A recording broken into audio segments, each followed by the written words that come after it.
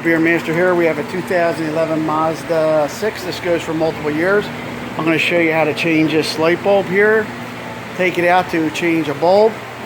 First thing you want to do is open the lid, and you want to get this trim off. We've already taken it out, but I'm just going to show you for demonstration purposes. Okay, so in here there is three 10mm bolts. So my flash is out right now, but there's three 10s. Once you get those 10s out, the light will loosen, but it won't come out, so you have to kind of hit it off to the side like that, because there's a slide there on that pin.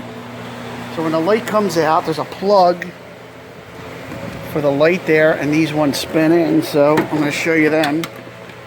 Kind of doing this on the fly, so that's why it's not exact, but you can connect the dots here. That connects to there, and that twists in to there. So to change the light, you would just pull the bulb out. There's a little number on the bulb. Sorry about the lighting.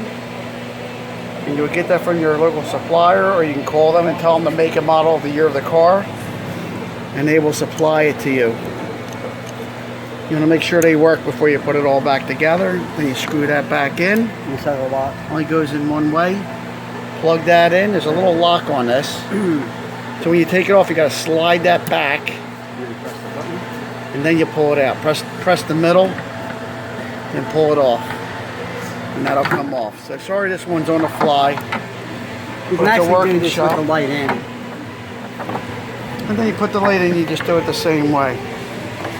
So at least hopefully I gave you enough information. It was a little fast, but that's how it's done. So you really don't have to take the whole light assembly out, because if you look in here, if you can get your hand in there, that clip's accessible, and the bulb's actually accessible. So clip and the bulb, so it is accessible without taking the assembly out, but now you know how to do both. Thanks for watching.